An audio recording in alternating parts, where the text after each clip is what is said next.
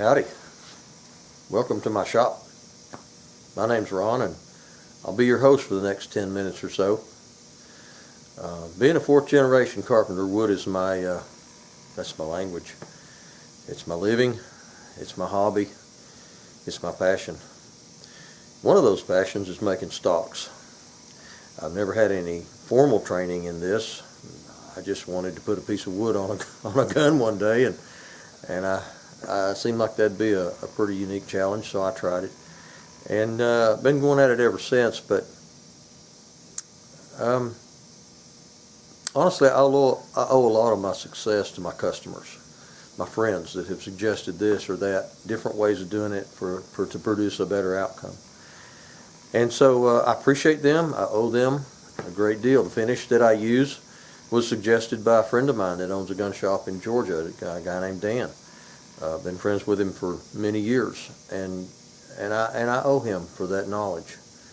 So I don't suggest that my way is the only way. That's just not the case. I picked up my abilities to do this from watching other people and seeing other things and then figuring out how to do that. So it's a process. Some ways are better, cleaner, faster. They require less effort. On and on it goes. And I'm open to learning new and better ways. I'm always looking for that. My grandfather used to say, never let a day go by that you don't learn something. So when I do, I'll often look up, thanks, Pop, because no matter how old you get, you still need to be learning new things. So come on in.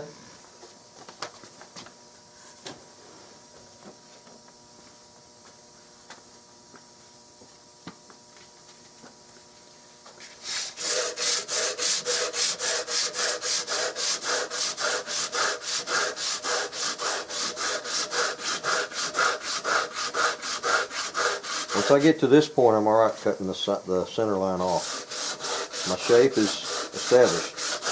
My shape is there. All I'm doing now is smoothing.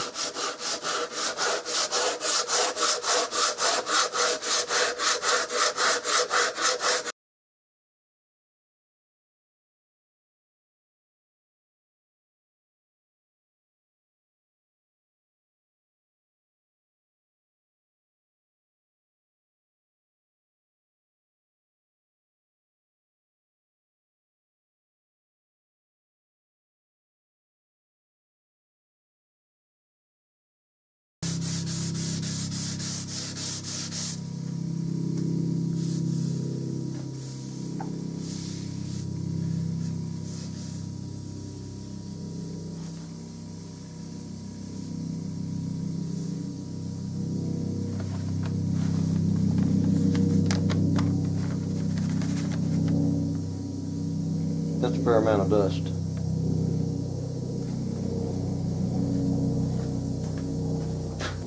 Now I'm going to work this wrist down. So, still just a little fat, a little bit thick.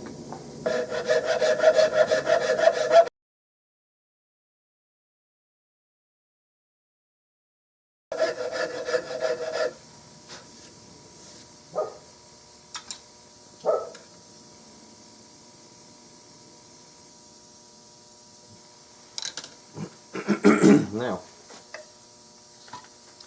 I'm going to set in on it with some fairly heavy, these are just strips of belts, sanding belts.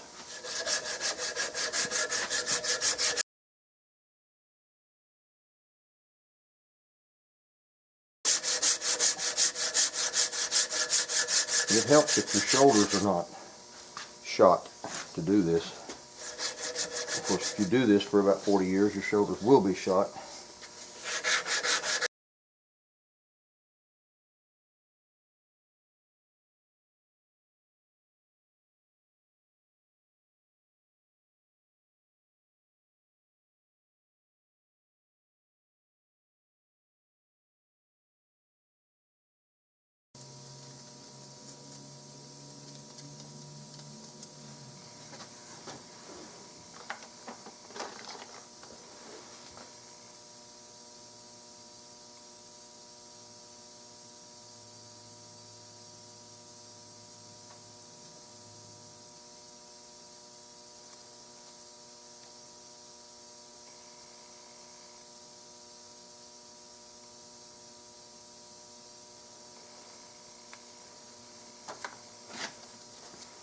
so I can tell what paper I've got.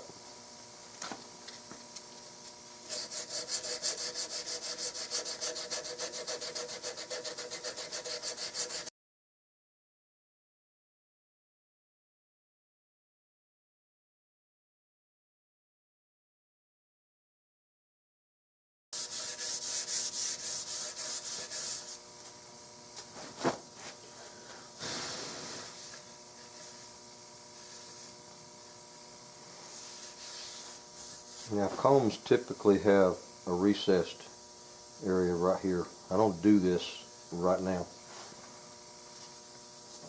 I will do that later after almost everything else is finished.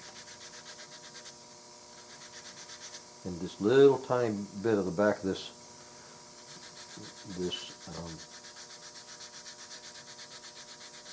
receiver groove shows. Winchesters and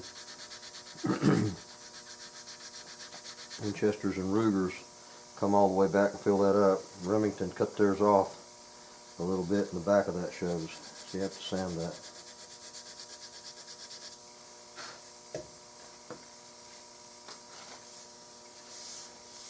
Now the grain is starting to show through here. Starting to get an idea of what it'll look like when it's finished.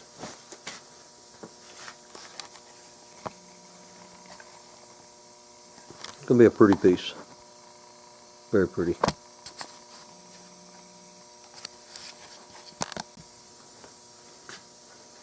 Alright, I have shaped and sanded the bottom and the top, front to back.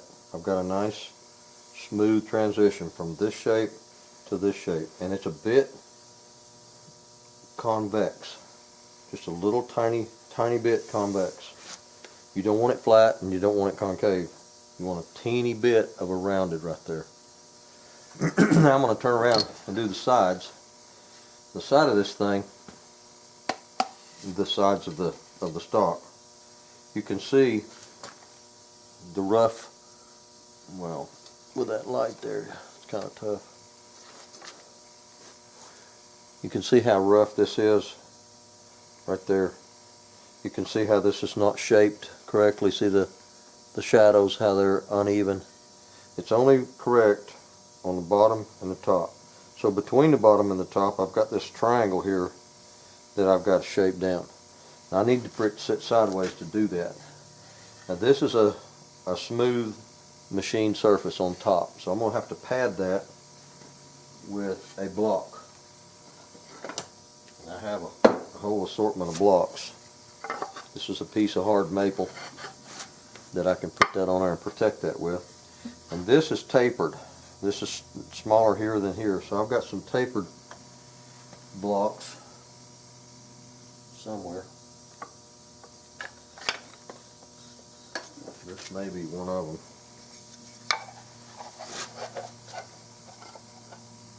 I'll set this in my vise on its side now so I can work on the sides. Okay, that's not, well, maybe it is. It's pretty close.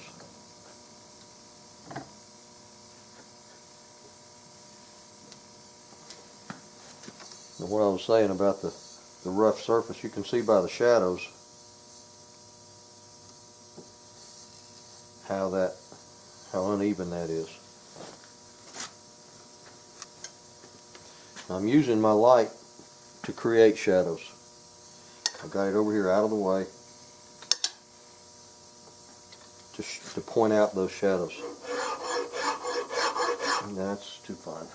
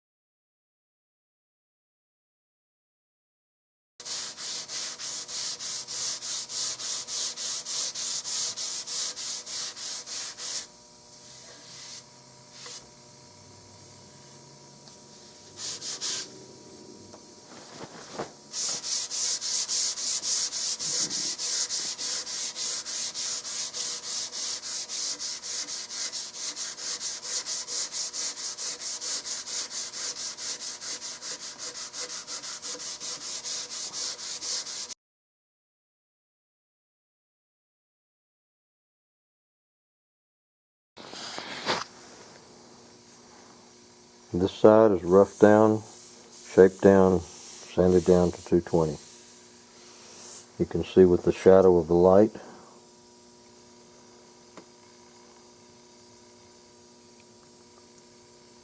it's smooth.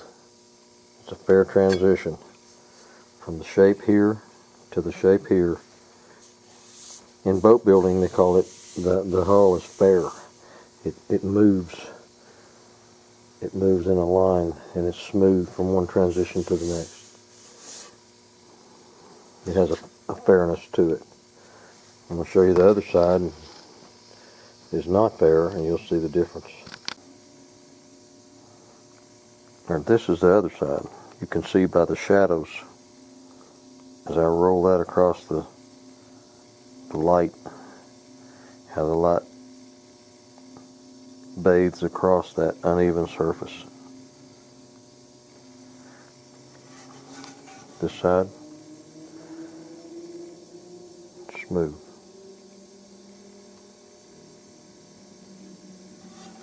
Other side, bumpy. It's got dips and ridges. The top is good. Bottom is good. The side is not yet done.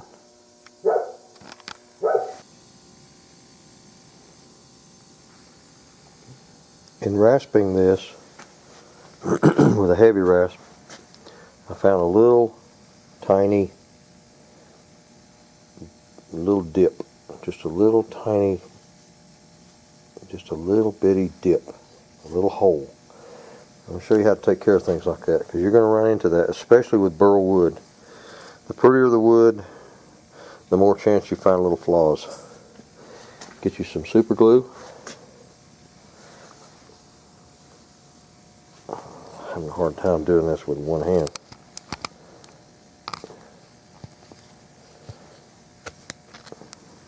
Take a little drop of super glue and put it in that hole.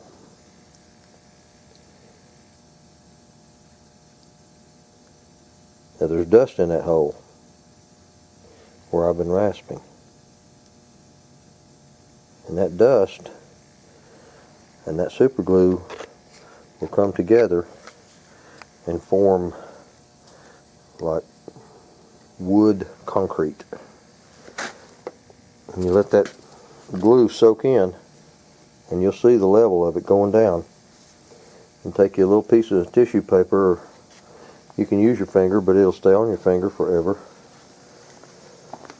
You can take a little piece of paper towel or anything like that and wipe off the excess. Just one swipe. And then you take some dust. See this dust piled up here? You bring that dust back and you rub that dust across it and press it into it, and it'll harden almost immediately.